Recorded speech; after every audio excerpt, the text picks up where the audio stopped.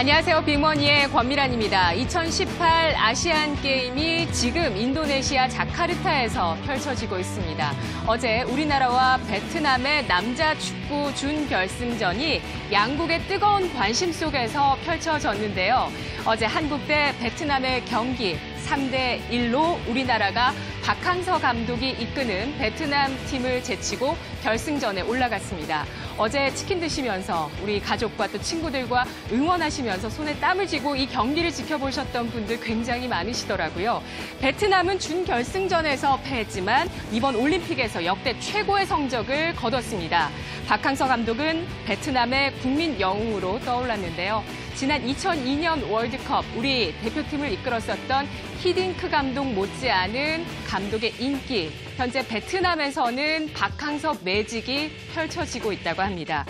베트남의 한류 열풍, 스포츠, 음악, 드라마, 그리고 음식까지 엄청나게 붐업되어 있고 또 우리나라 공장들이 베트남 현지에 많이 나가 있습니다. 그래서 베트남의 소득과 일자리를 늘려주는 그런 좋은 인식으로 베트남인들에게 자리 잡고 있다고 하는데요. 베트남 전체 수출 가운데 우리나라 기업 삼성전자가 차지하는 비중이 지난해 기준으로 25.3%로 전체 수출 가운데 4분의 1이나 차지하고 있습니다. 베트남은 전 세계에서 가장 젊은 국가입니다. 오늘은 베트남의 저력에 대해서 알아볼까 합니다. 베트남 국민 가운데 10대, 20대 젊은 층의 비중은 전체 가운데 절반 이상까지 차지를 하고요. 베트남 국민의 평균 연령은 29.9세입니다. 전 세계가 빠른 고령화로 새로운 도전에 직면해 있는 가운데 베트남의 경제의 힘은 바로 이러한 젊음인데요. 전문가들은 박항서 감독의 국민적인 인기와 또 글로벌 한류까지 더해지면서 산업화가 급속하게 이루어지고 있는 베트남과의 경제적인 시너지를 상당히 기대하고 있는데요. 값싼 양질의 노동력은 경제 성장에 큰 힘을 발휘합니다. 우리나라도 70년대에서 80년대까지 미국과 일본의 생산 기지 역할을 하면서 10%의 고도 성장을 누리기도 했었는데요. 이후에 글로벌 생산 기지의 역할은 중국으로 90년대 넘어가게 되었죠. 값싼 노동력으로 전 세계의 공장 역할을 했고 중국은 소득이 계속해서 올라갔습니다. 그리하여 결국에는 많은 세계 1위의 인구 파워를 이용해서 내수 시장이 각 분야가 세계 1위 규모까지 커지게 되었는데요. 또 이 중국은 여기에서 멈추지 않고 제조업 기술을 발전시키면서 4차 산업혁명 시대의 기술 패권까지 노리고 있습니다.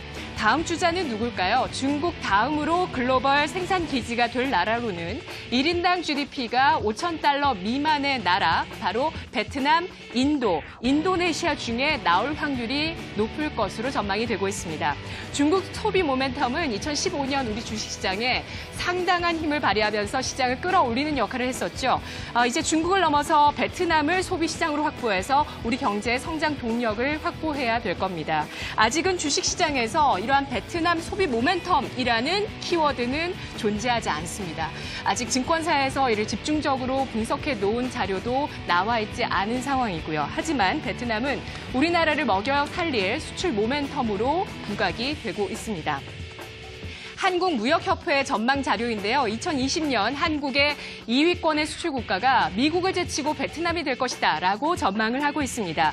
2014년만 해도 베트남은 우리나라의 6위권의 수출 국가였고요. 2015년, 16년을 지나서 4위로 뛰어올랐고 그리고 지난해는 홍콩을 제치고 베트남이 3위의 수출 국가가 되었는데요. 박항서 감독의 인기뿐 아니라 베트남은 우리와 여러 가지 인연과 공통 분모를 가지고 있습니다. 최근 베트남 여행 굉장히 인기죠.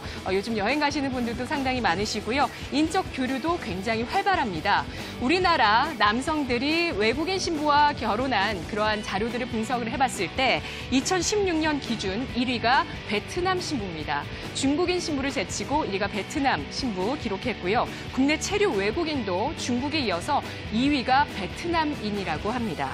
10월 말에서 11월 중에 CJ CGV의 베트남 법인이 우리나라에 상장을 예정하고 상승하고 있습니다. 베트남 영화 시장은 지난 7년간 연평균 28%가량 고성장했는데요.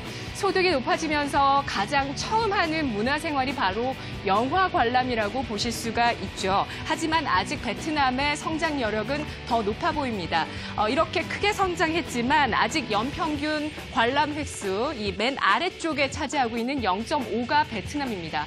0.5회 국민들 연평균 0.5회 베트남에서는 영화를 관람하고 있고요. 그리고 우리나라 같은 경우는 4.3회 연평균 보고 있다는 점 비교가 되는 대목이네요.